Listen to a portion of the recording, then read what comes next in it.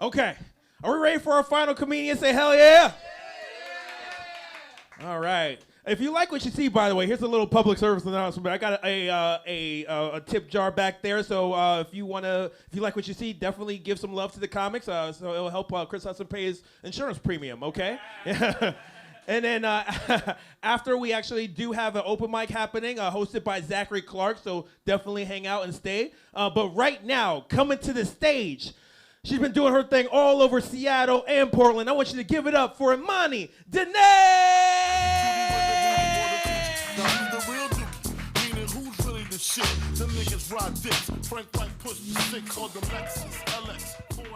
How we doing? Nice.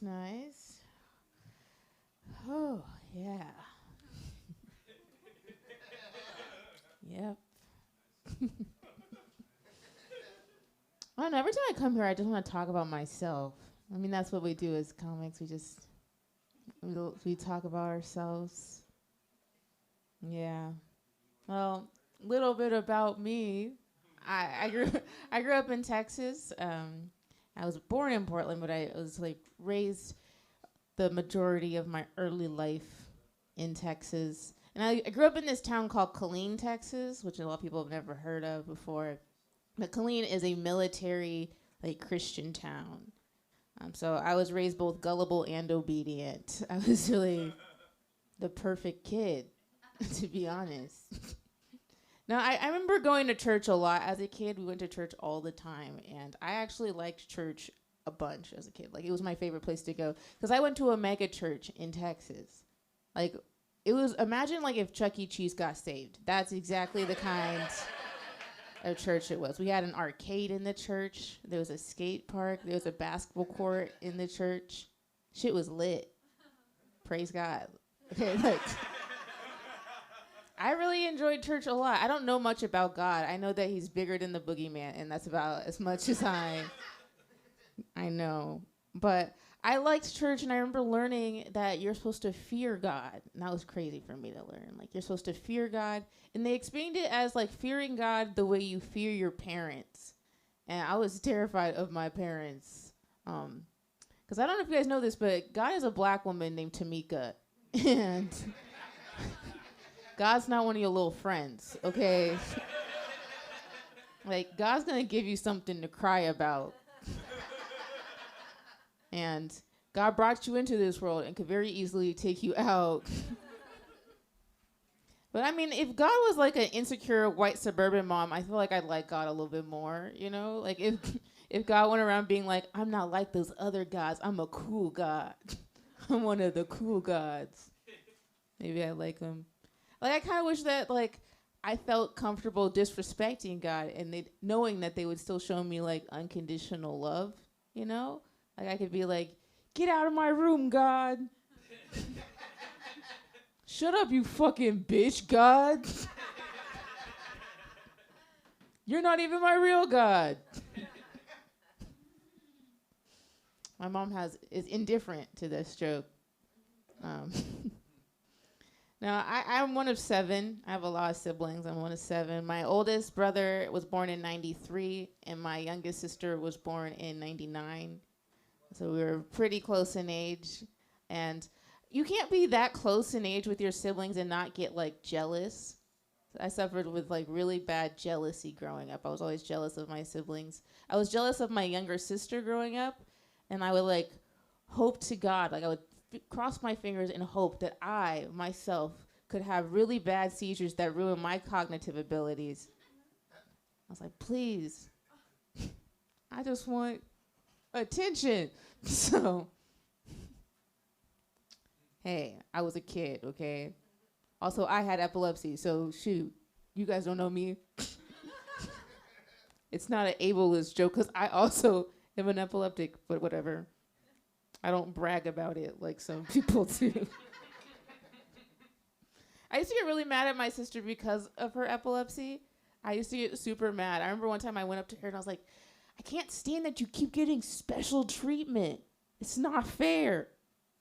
To which my smart-ass sister, my other one, was like, that's what special treatment is, you dumb bitch. It's unfair treatment. that's special for a specific person.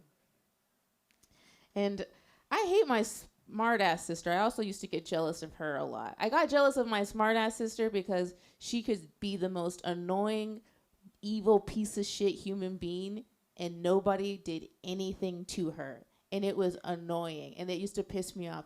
Like, I wanted her to get punished, but she never got punished. And by punished, I mean hit. I really do mean hit. Yes, I grew up in one of those households. Gen X parents, where you at? Yeah. I wanted her to get hit so many times. And, like, I'm not even for, like, child abuse. I'm really not. I'm not going to pass that on to my future offsprings. But there's certain times where, like, you kind of want a kid to get hit, especially when you're not the kid that they're going to hit. For example, my great-grandma at her funeral, my little sister smashed a piece of cake into my grieving father's face in front of the whole family. Yeah. And I was just holding my breath, waiting for him to hit her, but he didn't. And I was like, do you want me to do it? I know that, like, you can't do it because, like, child abuse, but, like, I could hit her. It's totally okay for me to beat her ass. Tap me in, Dad.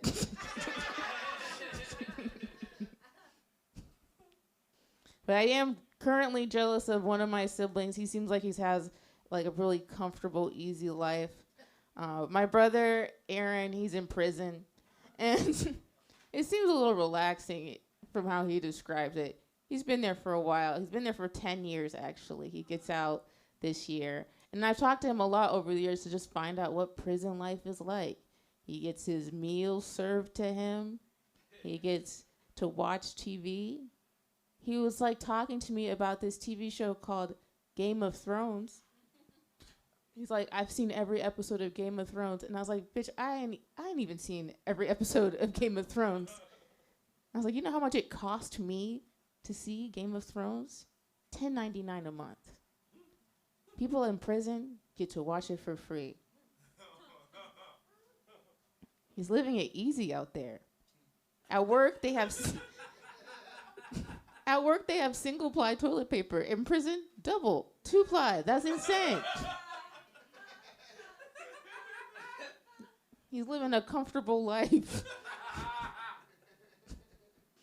He gets out this year. He gets out in October, and I'm really excited to hang out with him and see him. I told him that, like, when he gets out, I want to make sure that I can, like, help him out with, like, whatever his goals are, because we don't want to make him go back to prison again, because he's done it before. So we're just going to end that cycle by helping him out.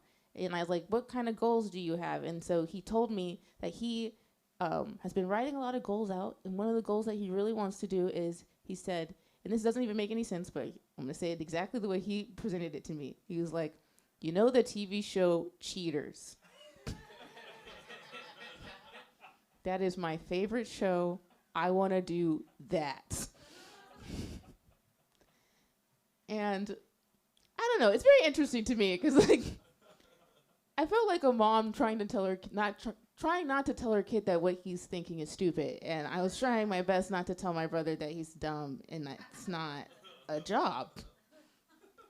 But I don't know. It's a very funny thing that he wants to do that. He wants to be the host of Cheaters. My brother is serving 10 years in prison for armed robbery. So in his head, it's okay to steal, but it's not okay to steal your girl. His priorities are different than mine. But yeah, when I came to Oregon, I moved to Beaverton. That's where I went to high school and lived my life. And Beaverton was interesting because, like, when I first got to Beaverton, I became a lot of white people's, like, first black friend. And that is a big task. Like, honestly, it's put a lot of pressure on my back to carry the weight of newly woke whites. Like, that is hard work. No rewards. No, but I don't want to be, like, you never want to be anyone's first black friend. It's terrible. It's like being the first person someone sleeps with. Because, like, if it's good, they get really clingy. And if it's bad, they'll remember it forever. Yeah. It sucks. I remember, like, a lot of times white people would be like, Imani, do you know this thing about black people? Or is this thing about black people true or this? And it was always a weird question to get asked, considering we live in the same neighborhood and I see just about as many black people you see a day.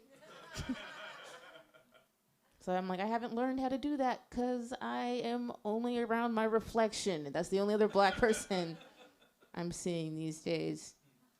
And it was crazy. I remember there were certain things that I did know how to do. There were certain black things that I do know. Like, I remember knowing how to Dougie, but I wasn't going to teach you.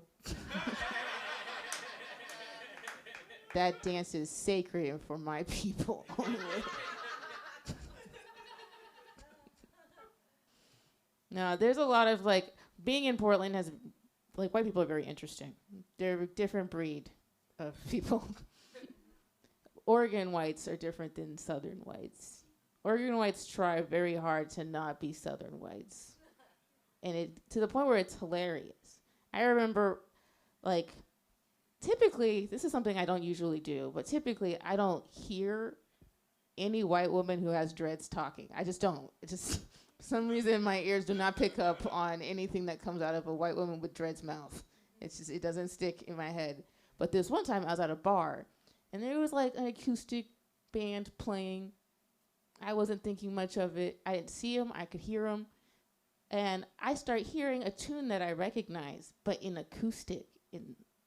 I didn't like it, but I recognized the tune. And someone is singing, "We gon' be all right." Can you feel me? Can you hear me? We gon' be all right.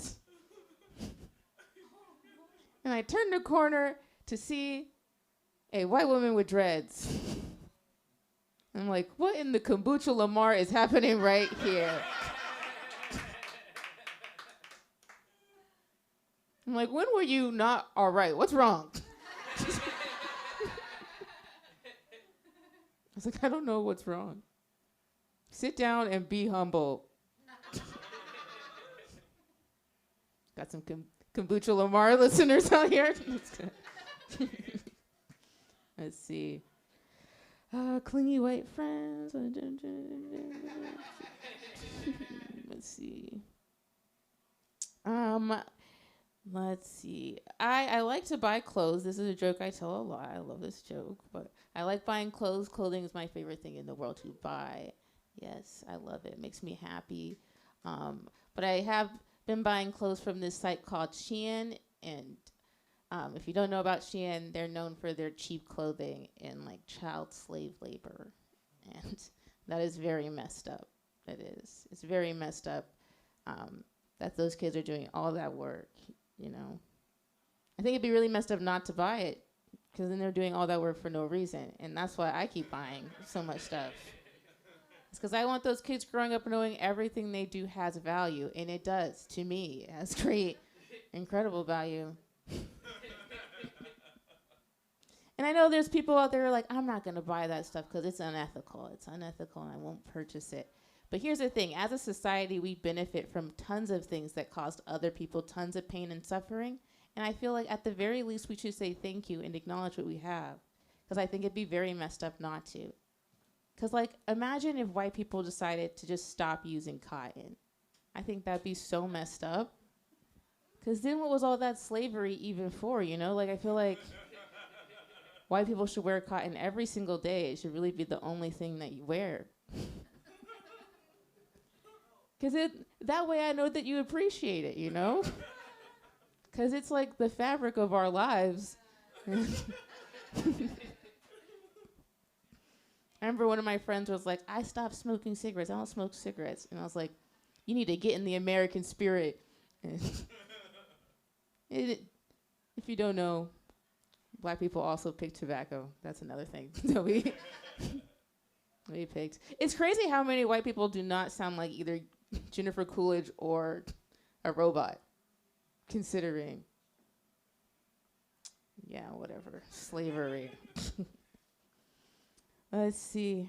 I just really wanted to add that tag, so that felt fun.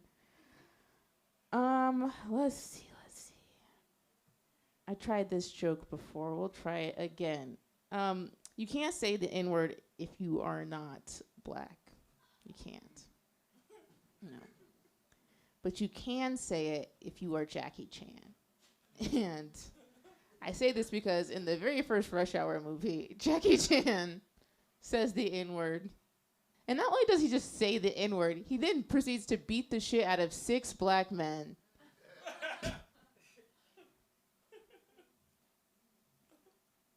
And then he puts out the cigarette of a 7th black man. He's just like, no, that's bad for you. He puts it out. So I guess you can say the N-word if you could fight.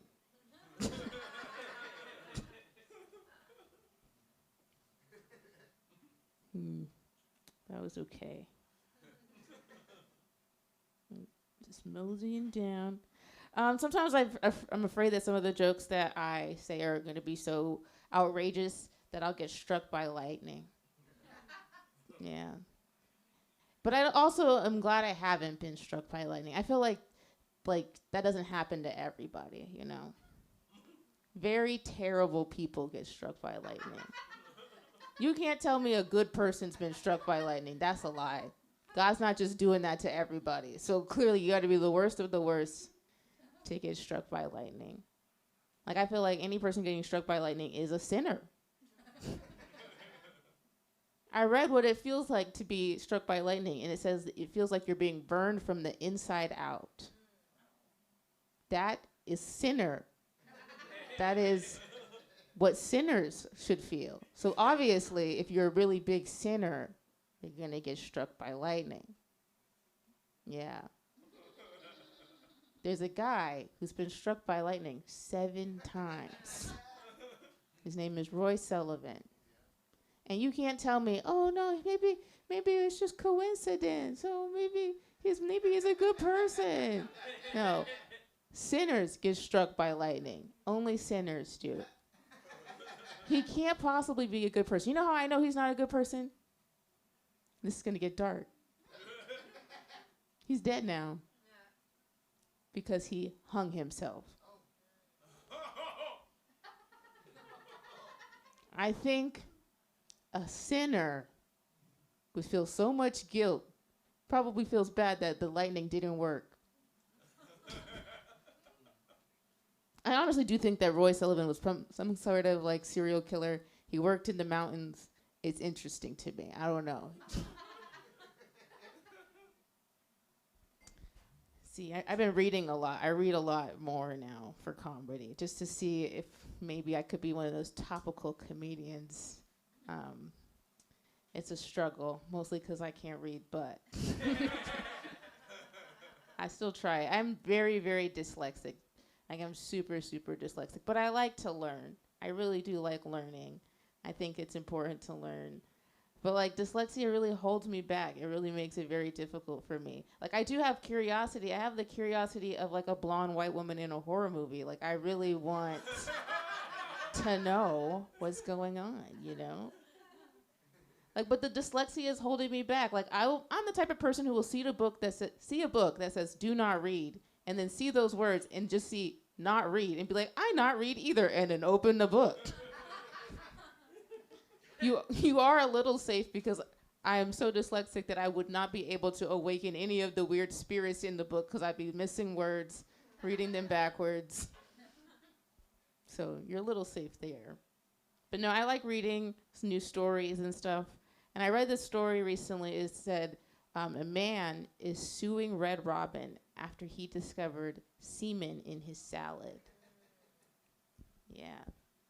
This man was eating his salad, and he's like, this is cum. Which just means that he's had it at least twice. That's probably at least his second time tasting it. And the story gets even crazier because it says that they are planning on using DNA testing to determine the culprit, which means not only did he eat his salad, and he was like, this is cum. He was like, hey, waiter, can I get this to go? Which is wild to me. And now all of the employees at Red Robin have to like come in a shot glass or something so that they can collect a sample. And I can just imagine the forensic team calling up Red Robin being like, turns out the dressing was Italian. And now Giovanni Romano's getting fired because he had a bad day. He pushed his buttons. Also, it's extremely unethical to have your coworkers, your employees come in a shot glass. But I just found out that they wouldn't actually have to do that. I didn't know how DNA testing works, so I figured this out actually like yesterday. Someone's like, oh, you just have to spit. Your DNA is in your saliva, same that's in your cum. I didn't know that. So, you learn things every day. Anyway, dicks, yes. Men are weird. I can't believe it. I'm almost certain a man did that. A woman, it would take a little too long, I think, for us to come in someone's salad. But like, damn, why is it taking 25 minutes to prepare?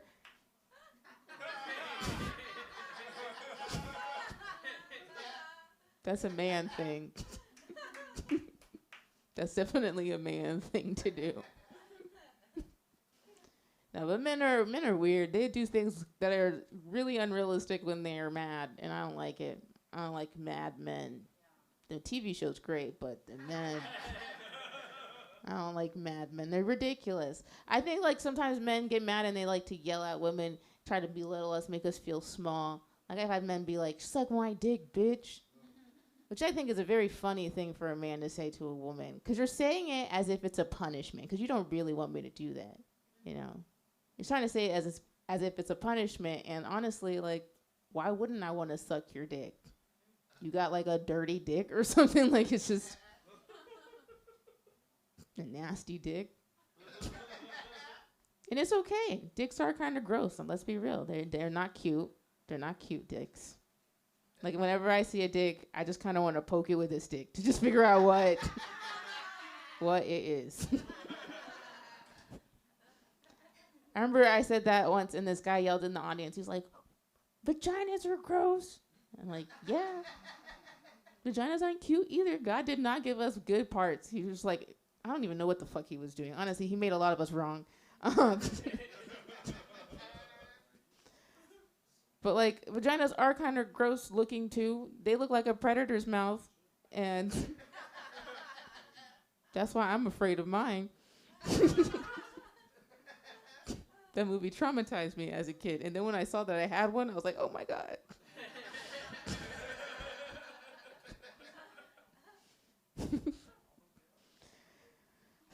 Well, this was fun. I'm going to go ahead and go. Thank you guys so much. Bye.